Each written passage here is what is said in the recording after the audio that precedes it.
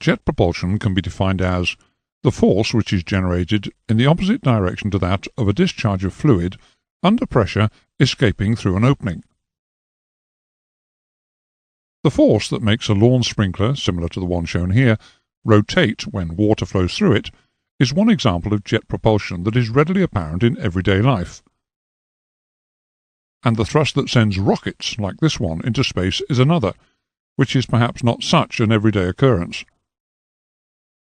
Whatever the form that the device utilizing jet propulsion takes, it is essentially a reaction engine, which operates on the principle of the third law of motion, as stated by the English physicist Sir Isaac Newton in 1687, which is that every action has an equal and opposite reaction. The first recorded use of a reaction engine was by Hero of Alexandria in 250 BC. Hero's engine, a representation of which is shown here, consisted of a sphere into which steam was introduced under pressure. The steam was fed through apertures in the centre of the bearings upon which the sphere was allowed to rotate. Allowing the steam to escape through nozzles in two bent tubes mounted opposite one another on the surface of the sphere created thrust, which caused the sphere to rotate around its axis. It's alleged that Hero invented his engine while he was investigating different methods of opening the doors of a temple in Alexandria.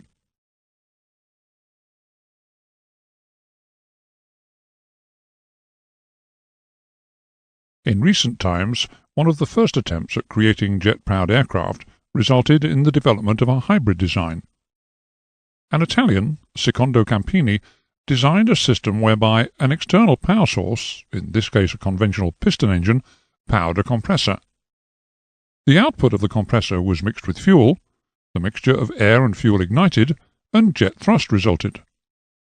Campini collaborated with the Italian aircraft manufacturers Caproni, and in August of 1940 the Campini-Caproni CC-2 flew.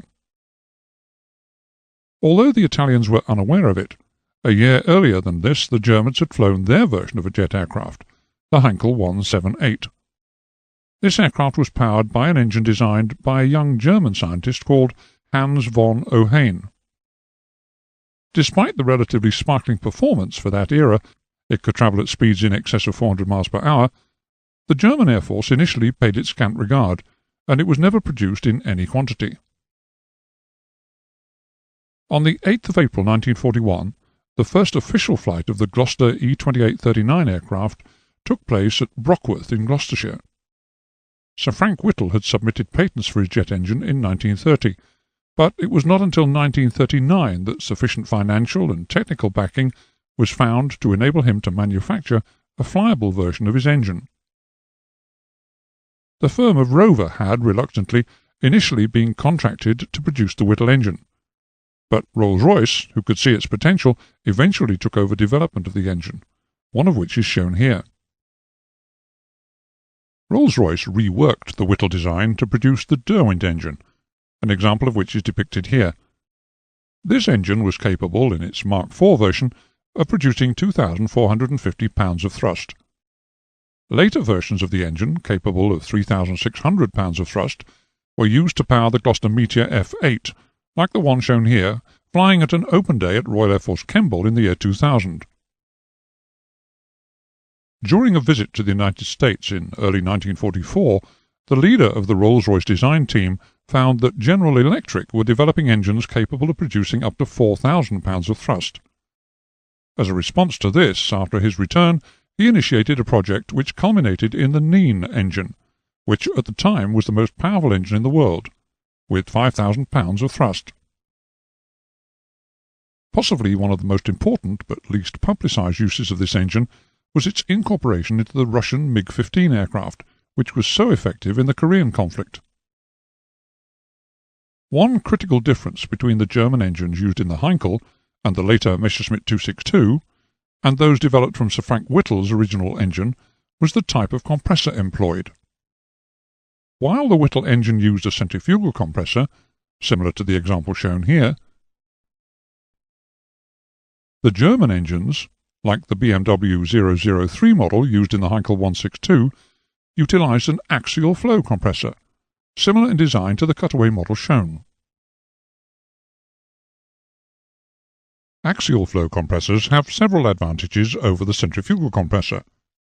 For instance, whereas the centrifugal compressor compression ratio is limited to approximately 12:1, when the maximum of 2 stages are used in series, by adding more stages to an axial flow compressor, compression ratios as great as 40:1 can be obtained. The term compression ratio refers to the ratio of the pressure at the outlet of a compressor to that at its inlet. A second advantage of the axial flow compressor, almost as important as the first, is that the mass flow which can be obtained through an axial flow compressor is potentially much greater than the mass flow which can be achieved through a centrifugal compressor. As a consequence of these factors, the development of the early centrifugal compressor engines was subjugated in favour of the advancement of the axial flow compressor engines, which continues today.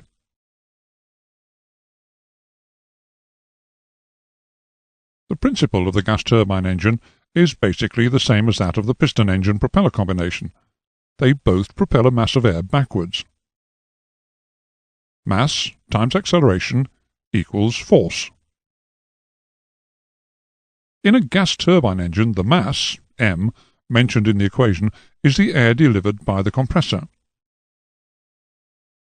The acceleration in the equation is the difference in the outlet velocity of the air, VO, to that of its inlet velocity, V1, due to the addition of heat energy.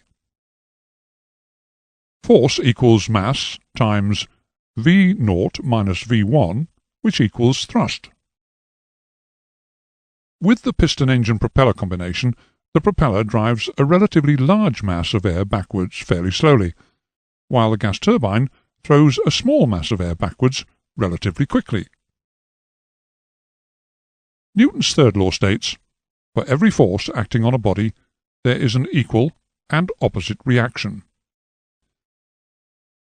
In the two cases quoted earlier, the piston-engine propeller combination and the gas turbine engine, the force created by the mass of air being thrown backwards and its velocity generates a reaction in the opposite direction, driving the aircraft forwards. It must be remembered that the jet reaction does not result from the pressure of the jet on the atmosphere. In all instances, the resultant reaction or thrust exerted on the engine is proportional to the mass or weight of the air expelled by the engine and the velocity change imparted to it.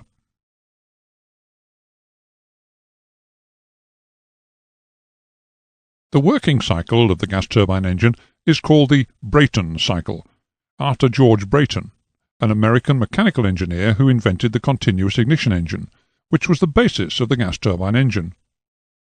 The Brayton cycle and the working cycle of the four-stroke piston engine, the Otto cycle, are very similar, as can be seen in this diagram. The induction, compression, power, and exhaust strokes of the Otto cycle are each matched by induction, compression, combustion, and exhaust stages in the Brayton cycle.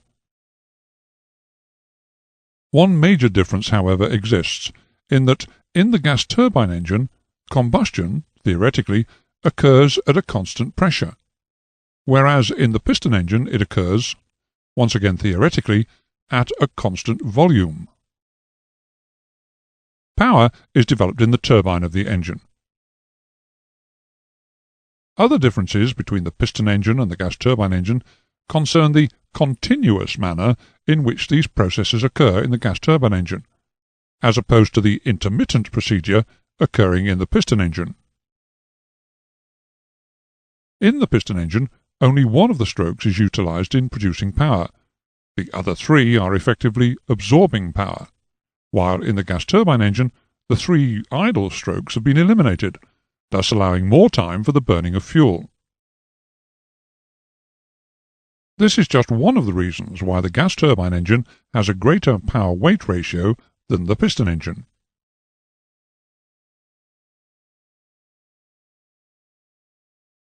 The pressure-volume diagram shown here, otherwise known as the Brayton cycle, represents the working cycle of the gas turbine engine in its simplest form. Air at atmospheric pressure enters the engine at point A and is compressed along the line AB. Fuel is added in the combustion chambers, which is signified by point B, and the mixture is burnt, in theory at a constant pressure. In fact, the reduction in pressure shown between points B and C indicates that pressure losses do actually occur in the combustion chamber. The drop in pressure is created by the need to produce the swirl and turbulence necessary for efficient combustion, and this causes a pressure drop throughout the combustion chamber length of between 3 to 6%. Notwithstanding this drop, a considerable increase in the volume of the air is generated within the combustion chamber. Between points C and D, the gas generated through combustion expands in the turbine, where mechanical power is extracted from the energy in the gas stream, and the jet pipe, where the remainder of the gas stream energy provides a propulsive jet as it is discharged. In theory, the gas stream pressure attains a value equal to atmospheric pressure before being ejected.